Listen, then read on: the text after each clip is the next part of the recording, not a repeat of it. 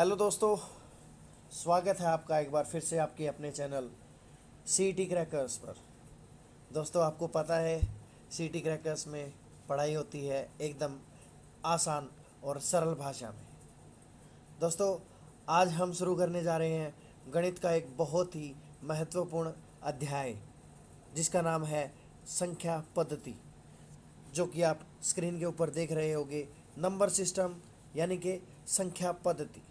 दोस्तों, यह एक ऐसा टॉपिक है जो हर प्रतियोगी परीक्षा में आता ही आता है, और यह एक ऐसा चैप्टर है जो कि बाकी अध्यायों की नींव रखता है। दोस्तों,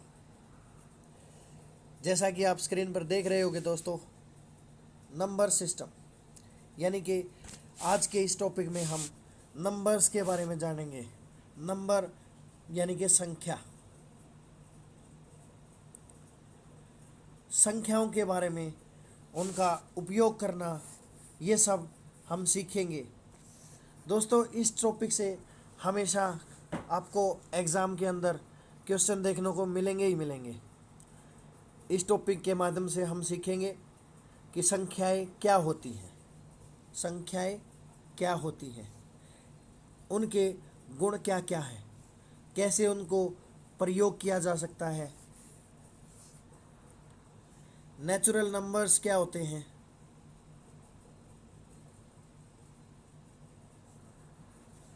वोल नंबर क्या होते हैं,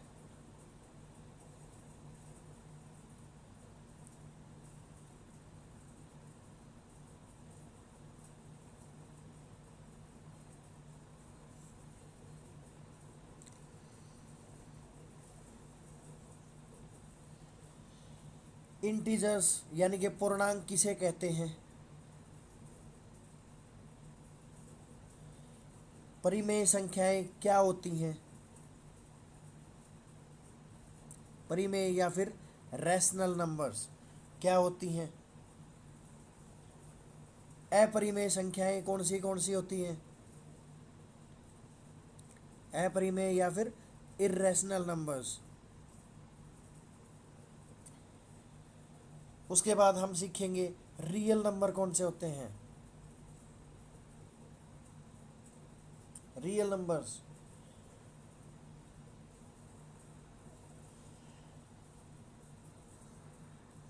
उसके बाद हम देखेंगे अभाज्य संख्याएं या फिर प्राइम नंबर्स कौन से होते हैं। दोस्तों, कौन से प्राइम नंबर, प्राइम नंबर्स या फिर अभाज्य संख्याएं कौन सी होती हैं। उसके बाद हम जानेंगे एलसीएम क्या होता है, एचसीएफ क्या होता है। उसके बाद हम सीखेंगे कि किसी संख्या की फेस वैल्यू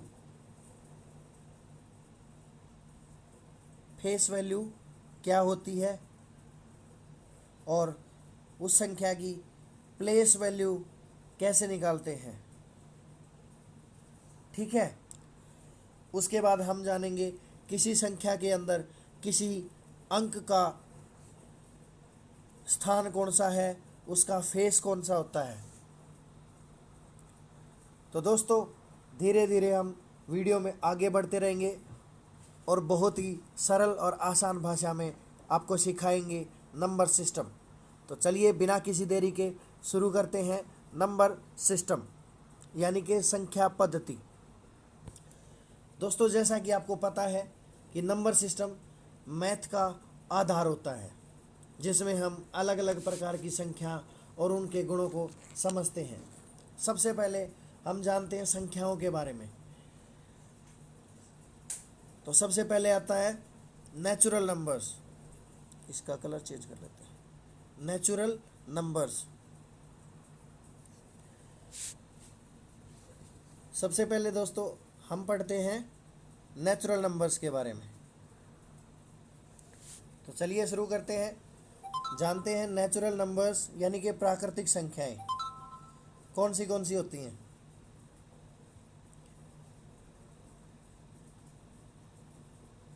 नेचुरल नंबर्स।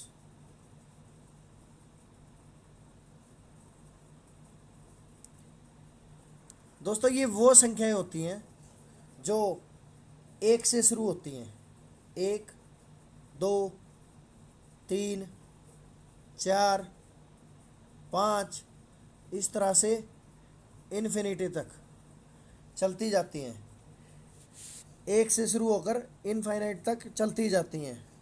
इन्हें नेचुरल नंबर या फिर प्राकृतिक संख्याएं बोला जाता है। उसके बाद आती हैं दोस्तों होल नंबर्स यानी कि पूर्ण संख्याएं। पूर्ण संख्याएं प्राकृतिक संख्याओं के साथ जीरो को ऐड कर देते हैं तो पूर्ण संख्याएं बन जाती हैं, यानी कि होल नंबर्स बन जाते हैं। जैसे कि जीरो, एक, दो, तीन, चार, ऐसे ऐसे कर करके इनफाइनाइट तक जो संख्याएं जीरो से स्टार्ट होकर एक, दो, तीन, चार, ये सब मतलब प्राकृतिक संख्याओं के साथ साथ जीरो को ऐड कर देंगे तो पूर्ण संख्याएं बन जाती हैं। अब आते हैं दोस्तों इंटीजर्स यानी कि पूर्णांक, जिन्हें हिंदी में पूर्णांक भी बोला जाता है। ये वे होते हैं दोस्तों जिनके अंदर पॉजिटिव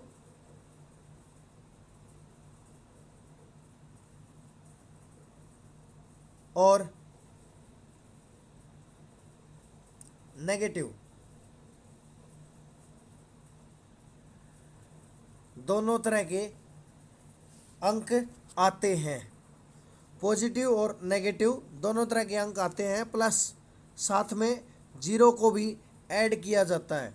तो इंटीजर्स के अंदर क्या क्या आगे पॉजिटिव हो गया, पॉजिटिव जितने अंक होते हैं जैसे कि 1 2 3 4 1 2 3 4, नेगेटिव जैसे कि -1 -2 -3, ये सब, और जीरो को भी साथ में लिया जाता है। तो एग्जाम्पल होंगे इनके -5 -4 -3 -2 -1 0 1 2 3, ऐसे ऐसे कर करके इनफाइनाइट तक।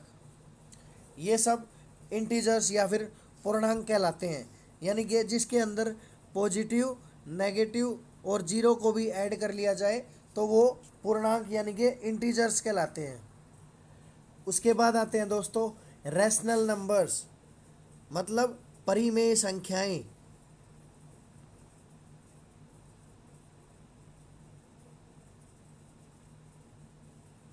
कौन सी संख्याएं? परिमेय संख्याएं, मतलब ऐसी संख्याएं जिनको हम p/q की फॉर्म में लिख सकते हैं। वे सभी संख्याएं रैशनल नंबर्स या फिर परिमेय संख्याएं होंगी जिनको हम p/q की फॉर्म में लिख सकते हैं। लेकिन एक कंडीशन है दोस्तों कि ये जो q है वो जीरो नहीं होना चाहिए। q is not equal to zero, यानी कि ऐसी संख्या है जिसको हम p/q की फॉर्म में लिख सकते हैं लेकिन q जीरो नहीं होना चाहिए। तो ऐसी संख्याओं को परिमेय संख्याएं या फिर रैशनल नंबर्स बोल सकते हैं। उसके बाद आते हैं दोस्तों इर्रेशनल नंबर या फिर अपरिमेय संख्याएं, मतलब ऐसी संख्याएं जिनको हम p/q की फॉर्म में नहीं लिख सकते। मतलब वे संख्याएं जो p/q की फॉर्म में नहीं आती उन्हें अपरिमेय संख्याएं या फिर इर्रेशनल नंबर्स कहते हैं। जैसे कि √2, √3 और सबसे फेमस इर्रेशनल या फिर अपरिमेय संख्याएं हैं पाई। पाई एक इर्रेशनल या फिर अपरिमेय संख्या है दोस्तों। उसके बाद आता है दोस्तों रियल नंबर्स, मतलब वास्तविक संख्याएं। वे संख्याएं जिनके अंदर परिमेय संख्याएं और अपरिमेय संख्याएं यानी कि रैशनल नंबर्स,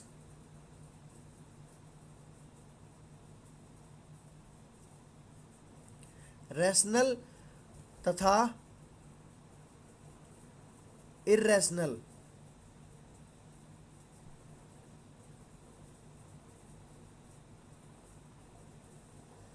दोनों आते हैं। रैशनल और इरेशनल दोनों ही आते हैं। तो ऐसी संख्याओं को हम रियल नंबर या फिर वास्तविक संख्याएं कहते हैं। उसके बाद दोस्तों आती हैं प्राइम नंबर्स, मतलब अभाज्य संख्याएं, जिसको हिंदी में अभाज्य संख्याएं बोलते हैं। मतलब ये ऐसी संख्याएं होती है दोस्तों जो केवल एक या फिर अपने आप से, जिसको स्वयं से भी बोलते हैं, मतलब एक या स्वयं से विभाजित हों। ऐसी संख्याएं जो एक या फिर अपने आप से विभाजित होंगी वे संख्याएं अभाज्य संख्याएं कहलाती हैं। एग्जाम्पल जैसे कि 2, 3, 5, 7, 11, 13, ये सब अभाज्य संख्याएं हैं दोस्तों।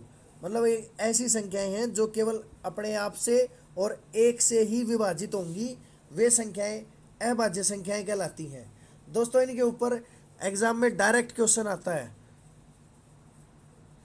क्या क्वेश्चन आता है कि 1 से 100 तक कितनी अभाज्य संख्याएं होती हैं? तो 1 से 100 तक कुल 25 अभाज्य संख्याएं होती हैं। 1 से 100 तक कुल 25 अभाज्य संख्याएं होती हैं। कितनी होती हैं?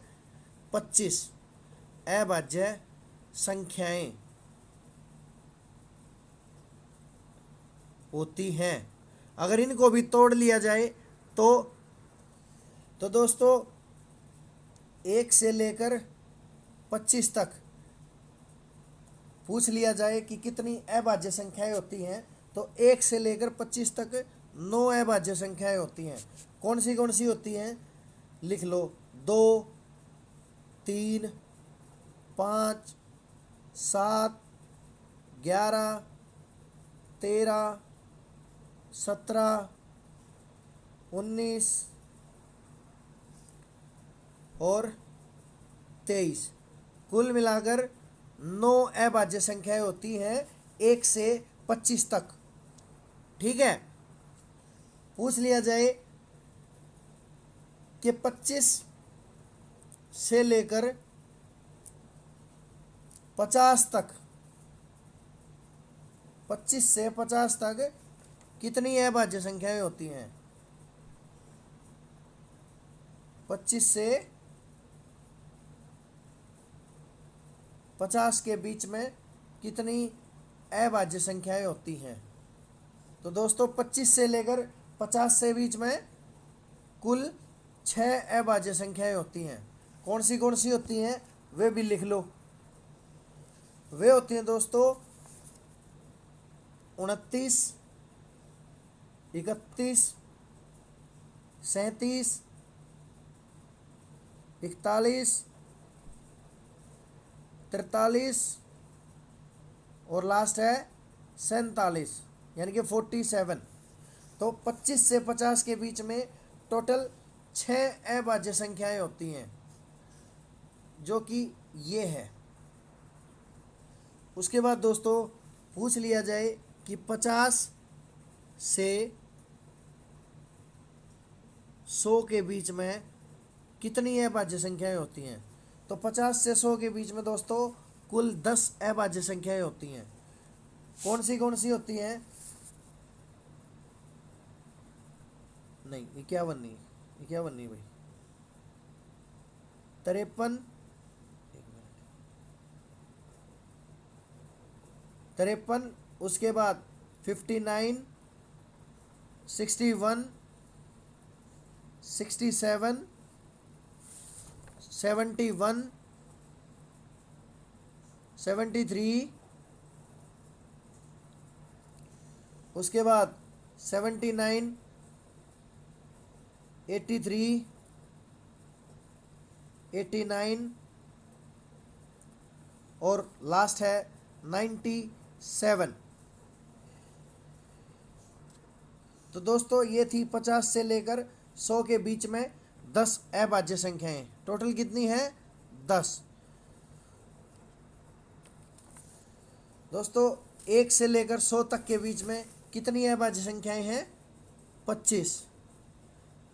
और 1 से 25 के बीच में 9 है जो हमने बता दी है। 25 से 50 के बीच में 6 हैं और 51 या फिर 50 से लेकर 100 के बीच में कुल 10 अभाज्य संख्याएं हैं और 1 से 100 के बीच में कितनी है? 25। अब क्वेश्चन आता है दोस्तों कि सबसे छोटी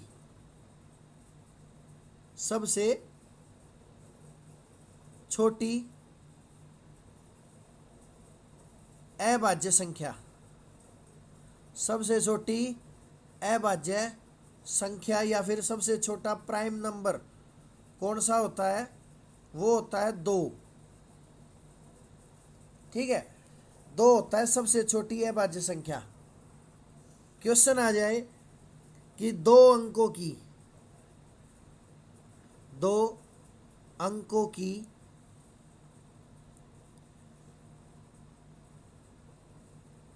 सबसे छोटी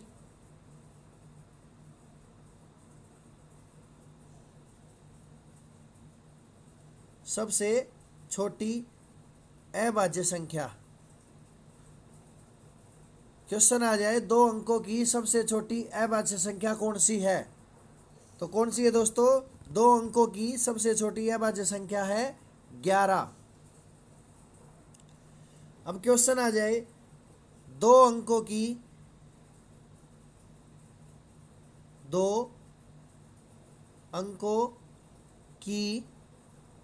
सबसे बड़ी अभाज्य संख्या कौन सी है? बताओ दोस्तों, 2 अंकों की सबसे बड़ी अभाज्य संख्या कौन सी है? वो है 97। तो दोस्तों हमने करा सबसे छोटी अभाज्य संख्या जो है वो 2 है और 2 अंकों की सबसे छोटी अभाज्य संख्या 11 है।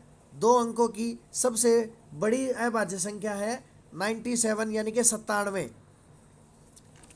अब दोस्तों क्वेश्चन आ जाए कि 3 अंकों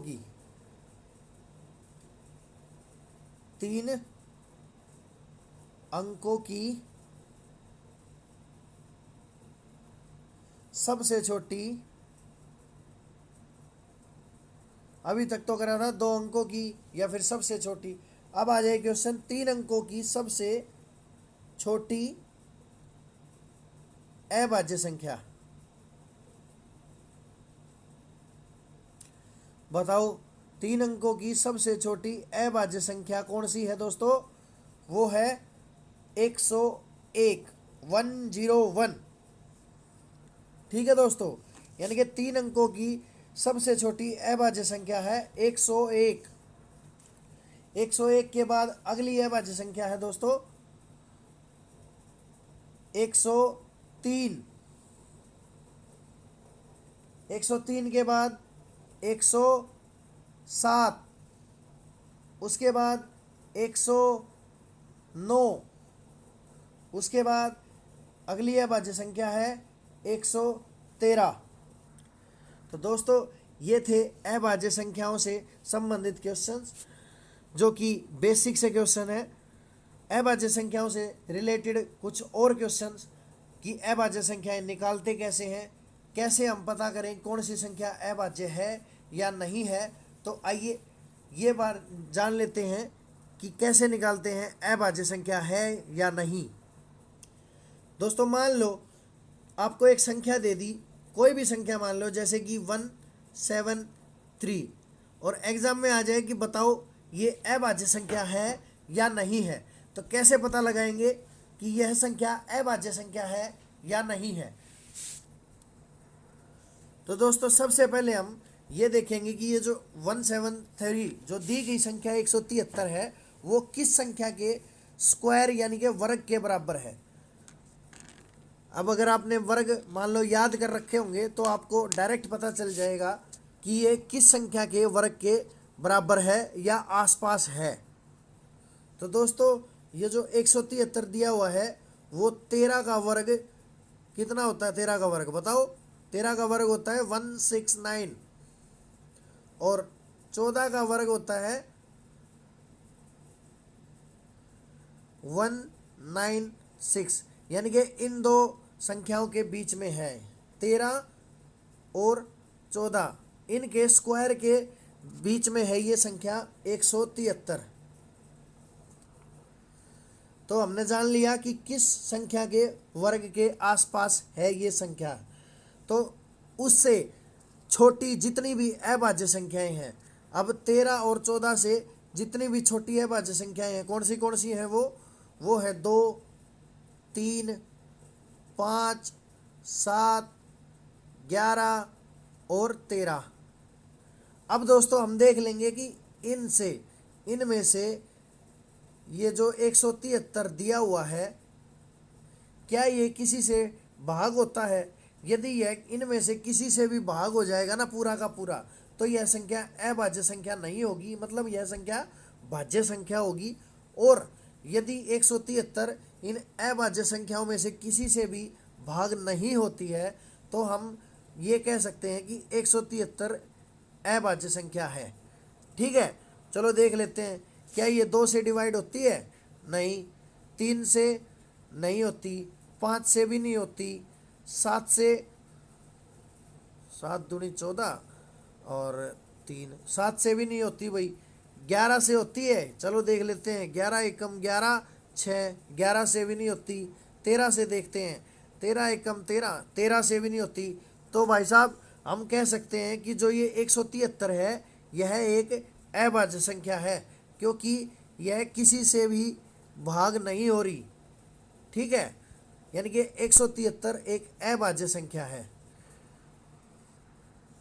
एक और एग्जाम्पल ले लेते हैं दोस्तों, ताकि आपको अच्छे से समझ आ जाए। मान लो कोई भी संख्या है, कोई भी संख्या मान लो अपने आप से, कोई भी संख्या, जैसे कि 3, 4, 1, ये एक संख्या बना ली हमने। चलो देखते हैं कि यह संख्या भाज्य संख्या है या फिर अभाज्य संख्या है। तो सबसे पहले हमने क्या किया था, ये देखना है कि यह किस संख्या के स्क्वायर यानी कि वर्ग के आसपास है या फिर बराबर है।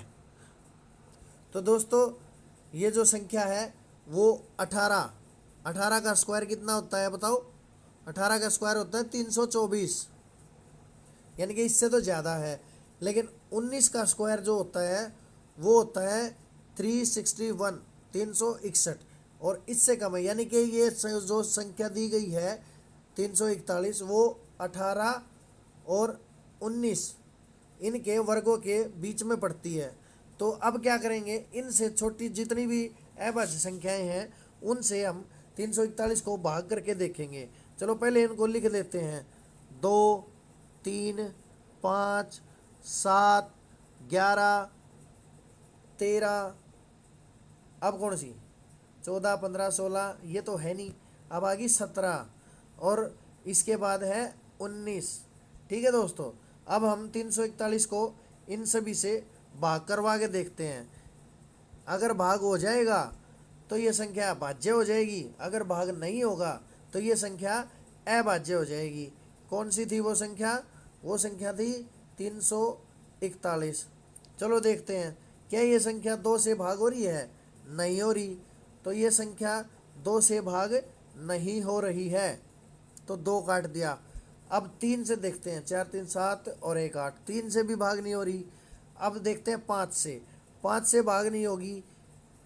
चलो 5 से भाग नहीं होगी। दोस्तों मैं आपको अगला जो टाइप होगा उसमें यही बताऊंगा कि हम किसी संख्या को कैसे पता लगाएंगे देखते ही कि ये 2 से भाग हो रही है, 3 से नहीं हो रही, 4 से हो रही है या 5 से हो रही है। ये सब हम अगली टाइप में करवाएंगे। तो पहले इसको समझ लेते हैं कि अब देखते हैं कि यह संख्या 7 से डिवाइड हो रही है। देख लेते हैं, 28, 6 नहीं हो रही भाई, तो मतलब 7 को भी काट देते हैं। ये लो 7 को भी काट दिया। क्या ये संख्या 11 से डिवाइड हो रही है?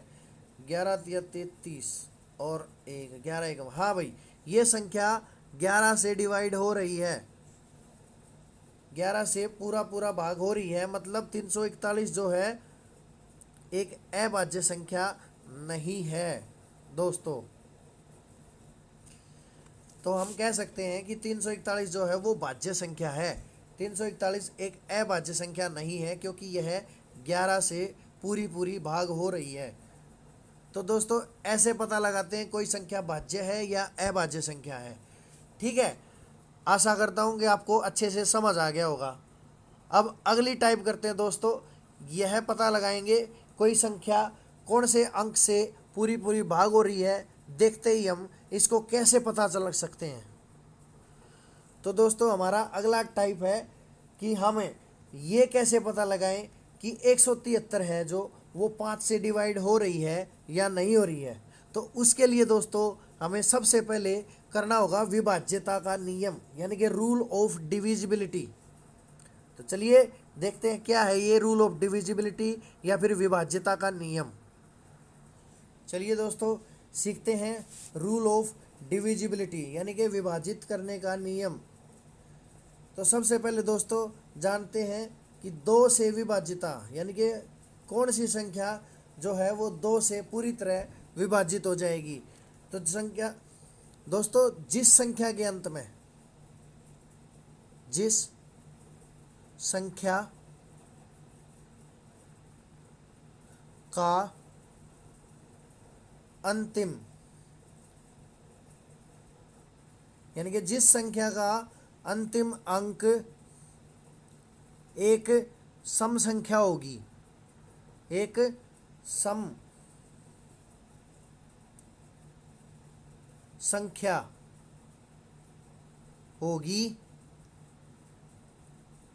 या फिर सम संख्या के साथ साथ अंतिम अंक 0, 2, 4, 6 या फिर सम संख्या दोस्तों, वो पूरी संख्या 2 से पूरी तरह से विभाजित हो जाएगी। ये था दोस्तों 2 से विभाजिता का नियम, यानी कि जिस संख्या के अंतिम अंक एक सम संख्या होगी या फिर 0, 2, 4, 6 इनमें से कोई भी होगा ना, 8 हो,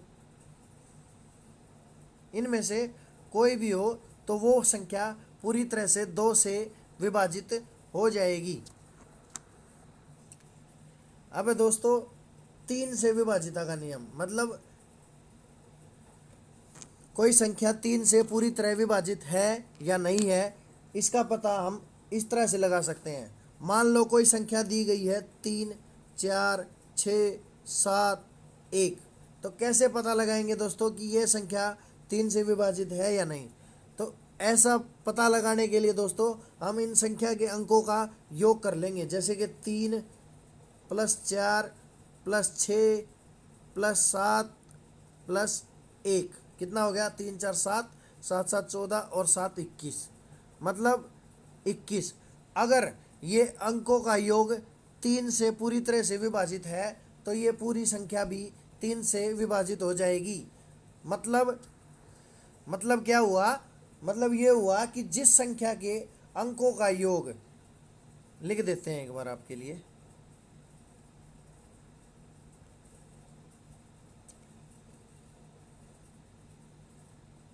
जिस संख्या के अंकों का योग यदि 3 से विभाजित है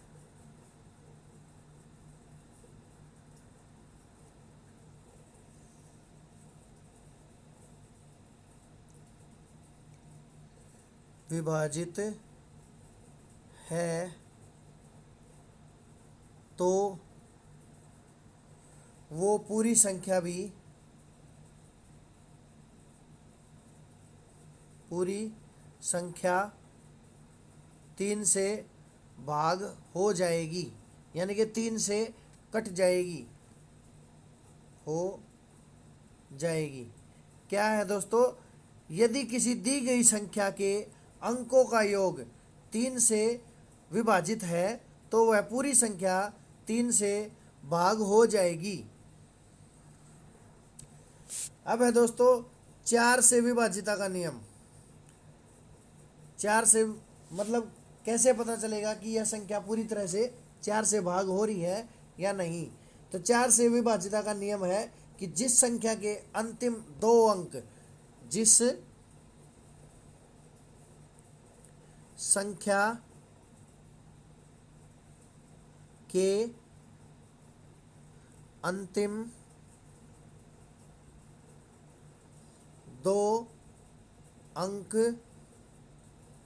यदि 4 से भाग हो रहे हैं तो वह पूरी संख्या 4 से भाग हो जाएगी। यानी कि जिस संख्या के अंतिम 2 अंक 4 से भाग हो तो वो पूरी संख्या 4 से भाग हो जाएगी। जैसे कि कोई संख्या है 4, 8, 2, 3, 4, 6, 2, 8। अब ये देखते हैं कि लास्ट के 2 डिजिट यानी कि लास्ट के 2 अंक यदि 4 से पूरी तरह विभाजित हो रहे हैं, जैसे कि इसमें लास्ट के 2 अंक हैं 28, 28 4 से पूरी तरह विभाजित हो रहे हैं, तो मतलब हो गया कि यह पूरी संख्या भी 4 से कट जाएगी। अब आता है दोस्तों 5 से विभाजित होने का नियम। मतलब कौन सी संख्या 5 से पूरी तरह से भाग हो जाएगी। यानी कि जिस संख्या के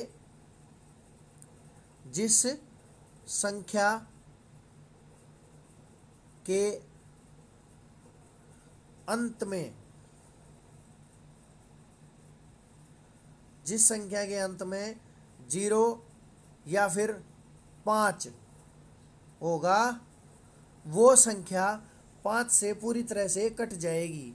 फॉर एग्जाम्पल एक संख्या ले लो 625, लास्ट में 5 है तो पूरी संख्या 5 से डिवाइड हो जाएगी। 750, लास्ट में 0 है तो पूरी संख्या 5 से कट जाएगी। ठीक है। अब आता है दोस्तों 6 से विभाजित होने का नियम। 6 से विभाजित होने का नियम क्या कहता है कि कोई संख्या अगर 2 और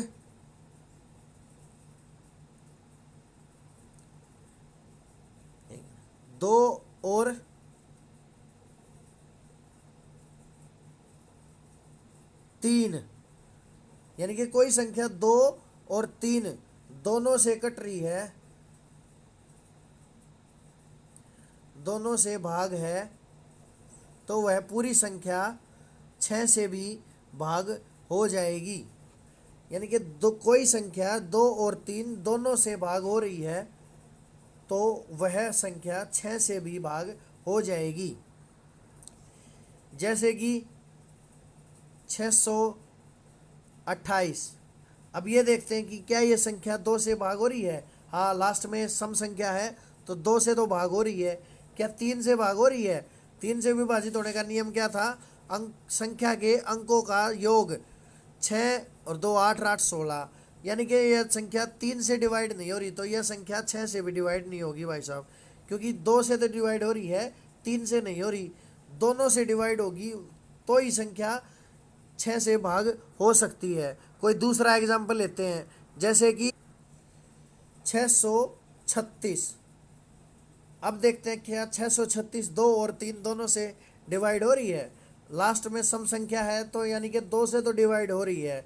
अब 3 से देख लेते हैं, 6 और 3 9 और 6 15। क्या 15 3 से डिवाइड है। हाँ, 15 3 से पूरी तरह से कट जा रहा है, तो यानी कि यह संख्या 2 और 3 दोनों से कट रही है तो यह पूरी की पूरी संख्या 6 से भी कट जाएगी। तो ये था दोस्तों 6 से विभाजिता का नियम। अब आता है दोस्तों 8 से विभाजित होने का नियम। 8 से विभाजित होने का नियम क्या कहता है कि जिस भी संख्या के अंत में जिस संख्या के अंतिम 3 अंक यदि 8 से विभाजित हों, 8 से विभाजित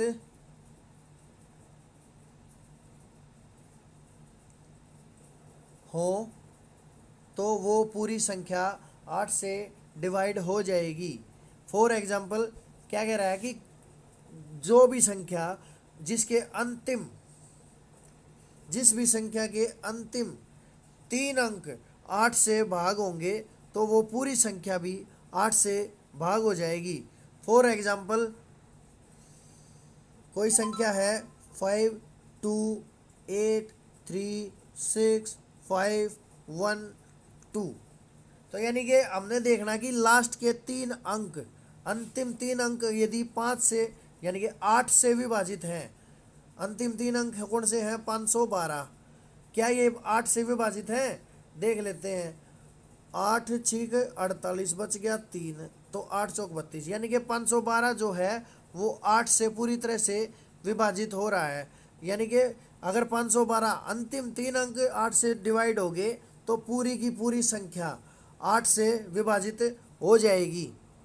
ये था दोस्तों 8 से विभाजिता का नियम। अब आता है दोस्तों 9 से विभाजित होने का नियम, यानी कि कोई संख्या 9 से विभाजित है या नहीं है, ये किस नियम पर आधारित है।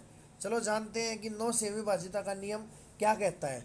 दोस्तों 9 से विभाजिता का नियम कहता है कि जिस संख्या के अंकों का योग जिस प्रकार 3 से विभाजित होने का नियम था कि संख्या के अंकों का योग यदि 3 से विभाजित है तो पूरी संख्या 3 से विभाजित हो जाएगी, उसी प्रकार जिस संख्या के अंकों का योग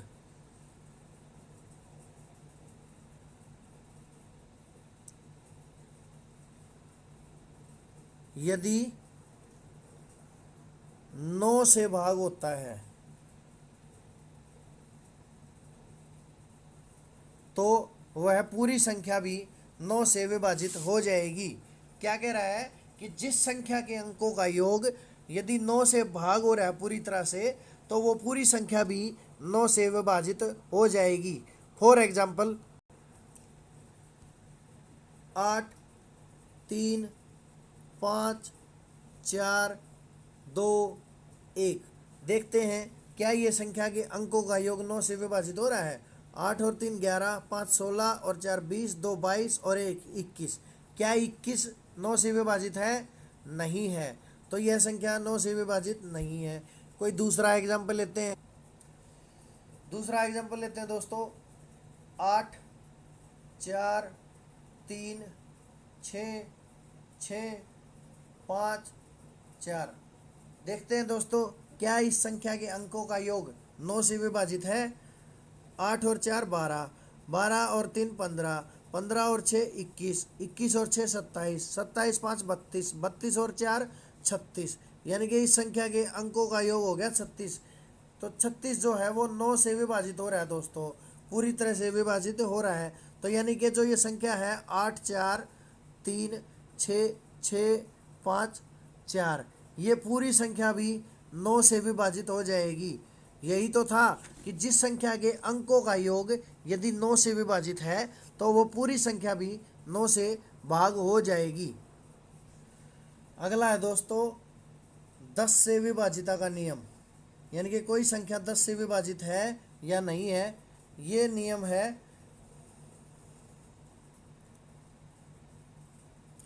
जिस संख्या के अंत में जिस संख्या के अंत में 0 आ जाए, 0 हो। दोस्तों जिस संख्या के अंत में 0 होगी वो संख्या 10 से पूरी तरह से विभाजित हो जाएगी।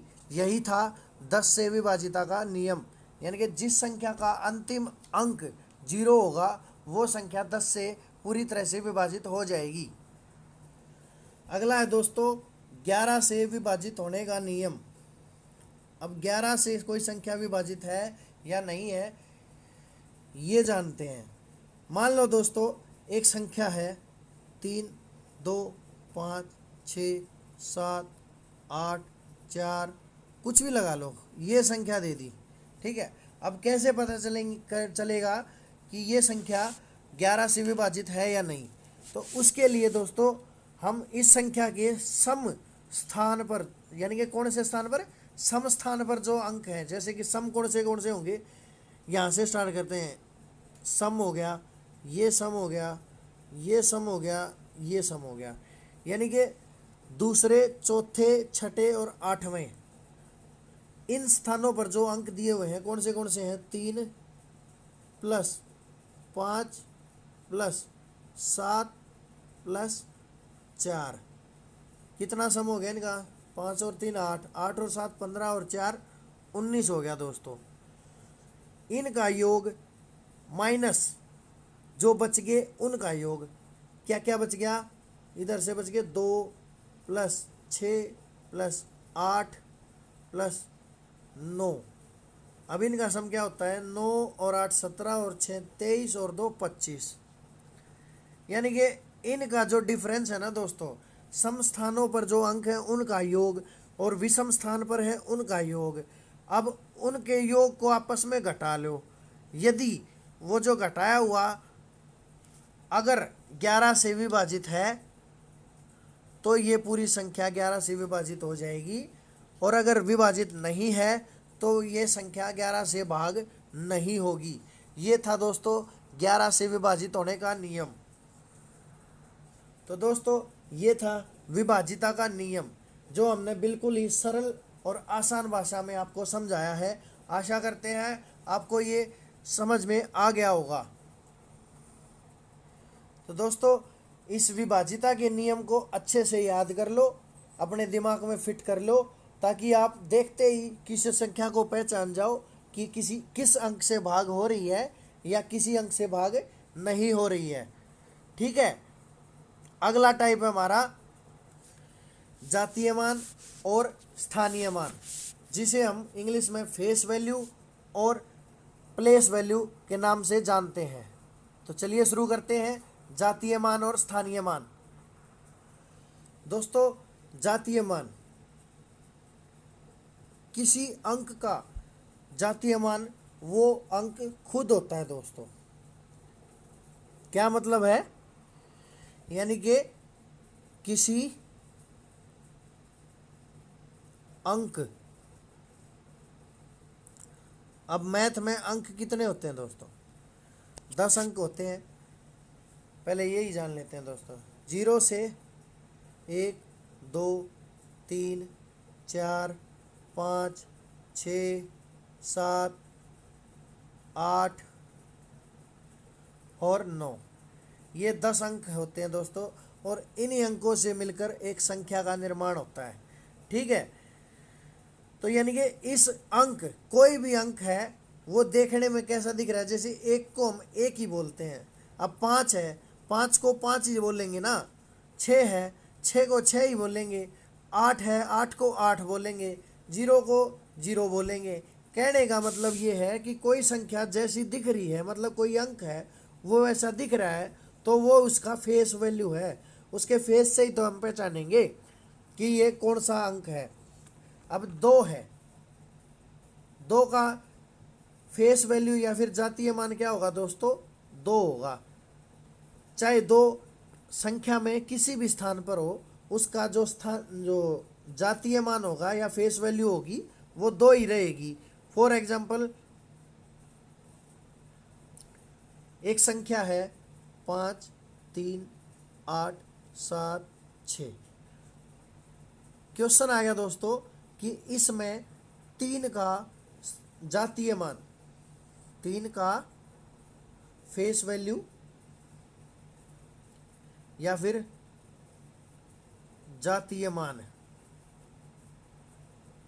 अब दोस्तों 3 चाहे इकाई के स्थान पर हो, दहाई के स्थान पर हो, सैकड़े के स्थान पर हो या कहीं भी स्थित हो, 3 का जो जातीय मान है ना वो 3 ही रहेगा हमेशा। इस संख्या में मान लो 5 का पूछ लिया, तो इस संख्या के अंदर जो है 5 का जो फेस वैल्यू या फिर जातीय मान है वो 5 ही रहेगा। कहने का मतलब ये है, चाहे किसी भी अंक का जातीय मान या फेस वैल्यू पूछ ले तो जातीय मान या फेस वैल्यू उस अंक का वो खुद होता है। ठीक है दोस्तों, इनको अच्छे से समझ लो, फिर इनके ऊपर क्वेश्चन भी करेंगे ताकि जो आपका जो डाउट है थोड़ा बहुत वो भी क्लियर हो जाएगा। मैं आशा करता हूं कि जातीय मान या फेस वैल्यू आपने निकालना आ गया होगा। ठीक है, अब सीखते हैं स्थानीय मान यानी कि प्लेस वैल्यू। प्लेस वैल्यू दोस्तों यानी कि स्थानीय मान, किसी संख्या में किसी अंक के स्थानीय मान ज्ञात करना है दोस्तों। तो जिस अंक का स्थानीय मान ज्ञात करना है उसका स्थानीय मान उसके स्थान के आधार पर निर्धारित किया जाता है। जैसे कि कोई संख्या है 4567, इसमें मान लो हम 5 का स्थानीय मान ज्ञात करना है। इस 5 का स्थानीय मान, तो सबसे पहले हम देखेंगे किसका स्थानीय मान ज्ञात करना है, 5 का। तो सबसे पहले हम 5 लिख लेंगे क्योंकि हमने 5 का स्थानीय मान ज्ञात करना है। अब देखेंगे दोस्तों 5 के बाद कितने अंक आए हैं, 1 2, 2 अंक आए हैं तो उसको 2 जीरो और ऐड कर देंगे। तो यानी कि 5 का जो स्थानीय मान होगा वो 500 होगा। ठीक है दोस्तों, एक और एग्जांपल ले लेते हैं। मान लो कोई संख्या है 6 7 3 2 9 4। ठीक है, अब कोई क्वेश्चन पूछ ले, मान ले कि 3 का स्थानीय मान या प्लेस वैल्यू क्या होगी। तो 3 का स्थानीय मान निकालने के लिए सबसे पहले हम 3 लिख लेंगे। अब ये देख लेंगे कि 3 के बाद कितने अंक हैं, 1 2 3, तो उतनी ही जीरो लगा देंगे, इसमें 3 का स्थानीय मान आ जाएगा। ठीक है दोस्तों, तो चलिए दोस्तों जातीय मान और स्थानीय मान के ऊपर कुछ क्वेश्चन लेकर आया हूँ आपके लिए, प्रैक्टिस करते हैं आपके साथ। और जो ये कॉन्सेप्ट है स्थानीय मान और जातीय मान का, इसको आपके दिमाग में आज ही यहीं से फिट करा देंगे ताकि आने वाले एग्जाम्स में अगर मान लो जातीय मान और स्थानीय मान से संबंधित कोई भी क्वेश्चन आ जाए तो आप देखते ही उसका आंसर बता दोगे। ठीक है, चलो दोस्तों करते हैं जातीय मान और स्थानीय मान से संबंधित कुछ क्वेश्चंस।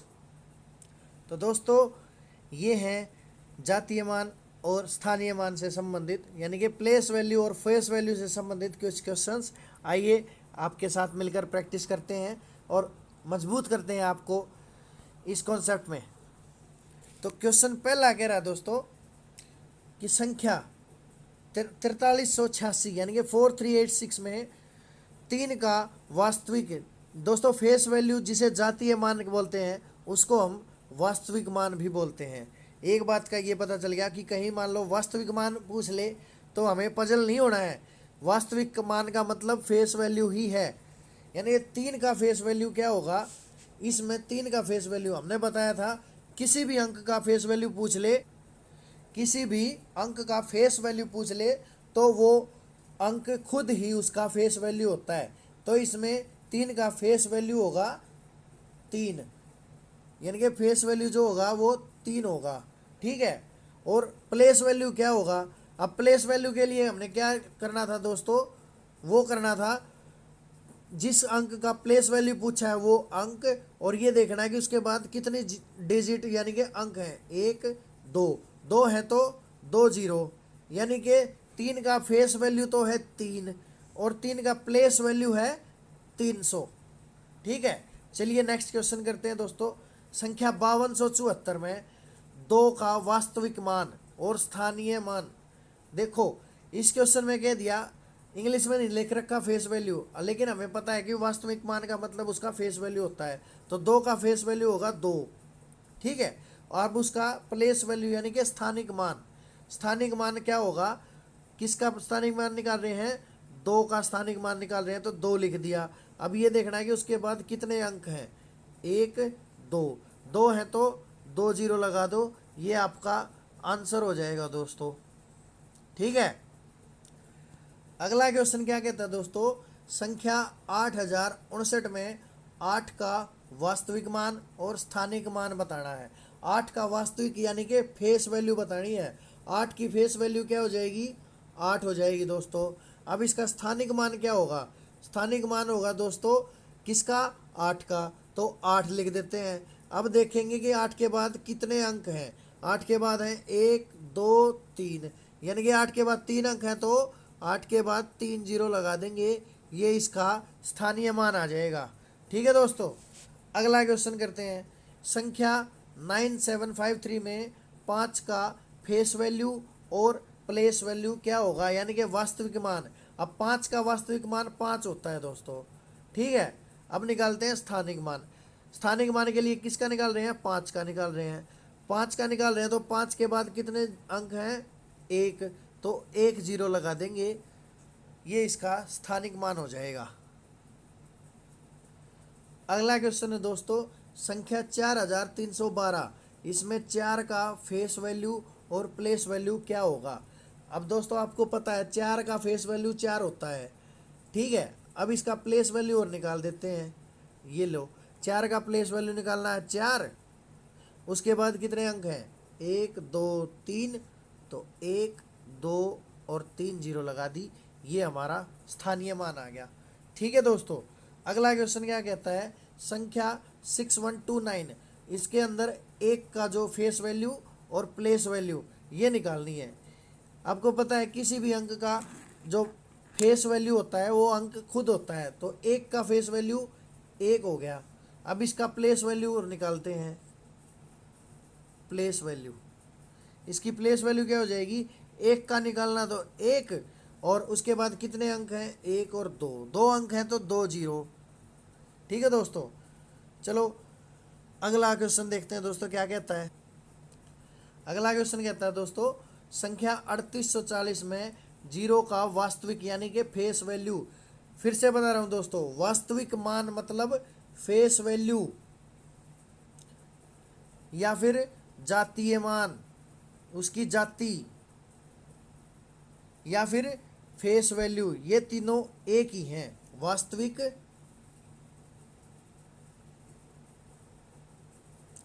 वास्तविक मान पूछ ले, फेस वैल्यू पूछ ले, या फिर जातीय मान पूछ ले, ये तीनों एक ही मतलब होता है। तो 0 का वास्तविक मान क्या होगा? 0 ही हो जाएगा दोस्तों। प्लेस वैल्यू क्या होती है? प्लेस वैल्यू के अंतर्गत क्या क्या आता है दोस्तों? सबसे पहले तो हम उस जो अंक पूछ रखे है ना, जैसे 0 पूछ ली तो उसका फेस वैल्यू लिख देंगे 0। अब ये देख लेंगे उसके बाद कितने अंक हैं। अब 0 के बाद यहाँ एक भी अंक नहीं है, तो 0 ही इसका प्लेस वैल्यू और 0 ही इसका फेस वैल्यू हो गया इस क्वेश्चन का आंसर। ठीक है दोस्तों, तो दोस्तों ये थे फेस वैल्यू और प्लेस वैल्यू यानी कि जातीय मान और स्थानीय मान से संबंधित क्वेश्चंस। उम्मीद करते हैं दोस्तों इस वीडियो में जो भी हमने आपको समझाने की कोशिश करी है वो आपको बहुत अच्छे से समझ आ गया होगा। ये था दोस्तों नंबर सिस्टम, इसमें कुछ टाइप्स अभी बाकी हैं, उसके लिए हम अगली वीडियो में बहुत ही सरल और आसान भाषा में लेकर आएंगे।